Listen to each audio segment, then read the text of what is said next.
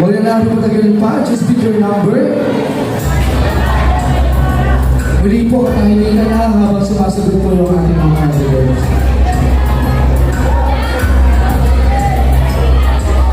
And you have chosen the picture number 11.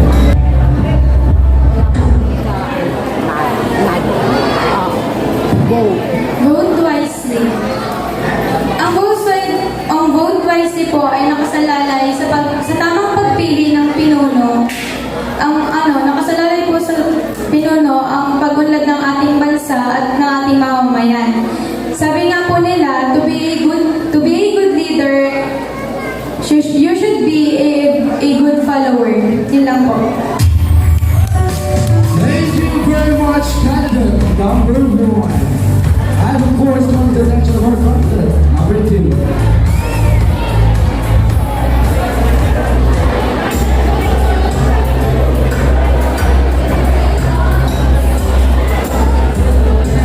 And you have chosen the picture number 6.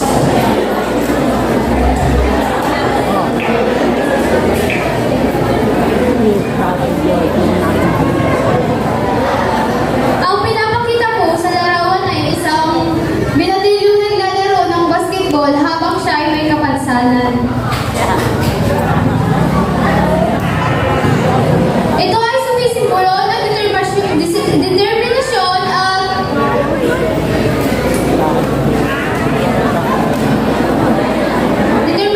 pagmalasakit sa kanya. Bilang isang kabataan, naninitigan ako sa isang mga tao at makalikasan.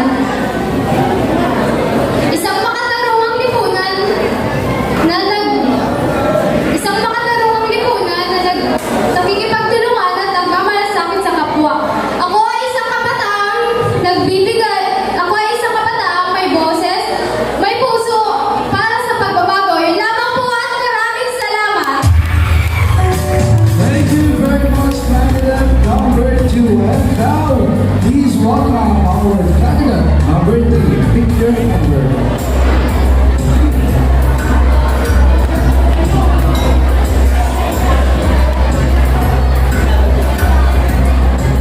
And you have chosen the picture number 10.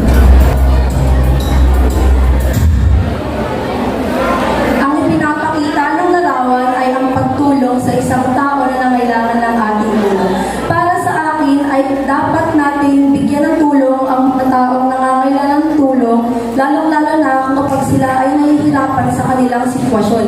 Lalong-lalo na kapag sila ay may malaking problema kinakaharap. Mahalagang magtulong tayo sa tao upang sila ay ating matulungan at manutasan ang kanilang problema. Yun lamang po at maraming salamat. Thank you very much, candidate number 3. And of course, calling our candidate number 4.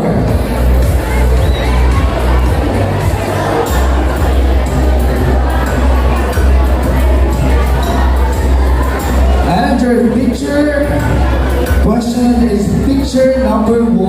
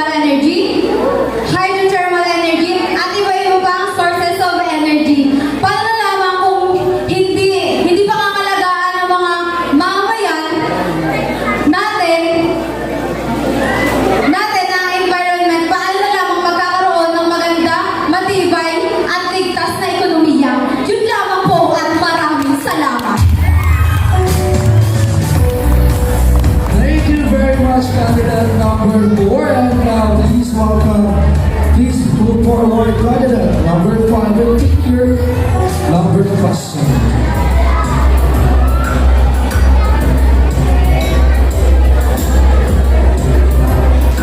And you pick the question number 4.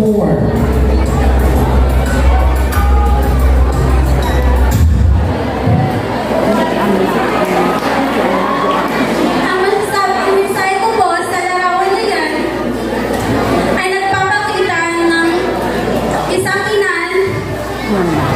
ina na nag-aral.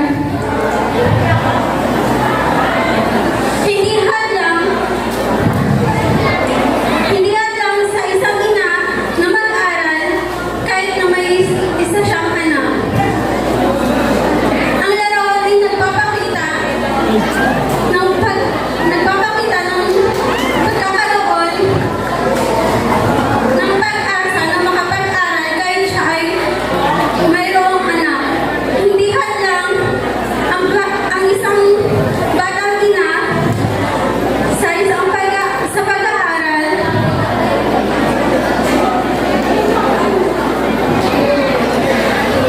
Ito ay nakakatulong upang ang sinayang ng pagkakataon noon ay dapat niyang iangat ulit kahit na siya ay may anak at nahihirapan. Ibinabangon niya ang kanyang sarili, hindi siya nagpapadala sa mga anumang sinasabi ng iba. Ito ay nakakatulong sa kanya. Kahit anong salita ng iba, patuloy pa rin siya sa pag-aaral upang makatulong sa kanyang sarili at lalong-lalo na sa kanyang magiging anak upang mabigyan niya ng mabuting magandang buhay ang kanyang anak.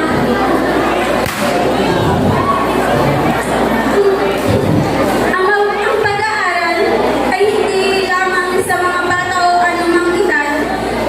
Ang pag-aaral ay nakakatulong sa atin. Ito ay walang pinipiling edad o anuman. Lalong-lalo na ang isang ina. Ang isang ina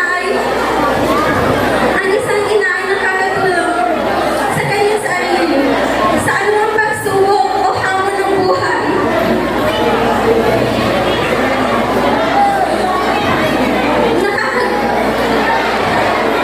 Marami siyang pagsubok na pinagdaanan o anuman. Anumang hamon ng kanyang buhay, patuloy pa rin siyang lumalaban.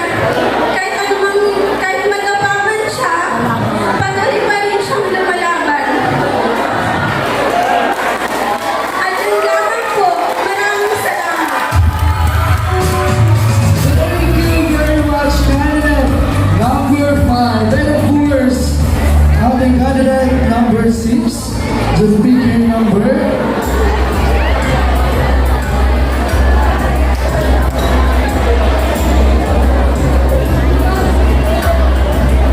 Picture number 3.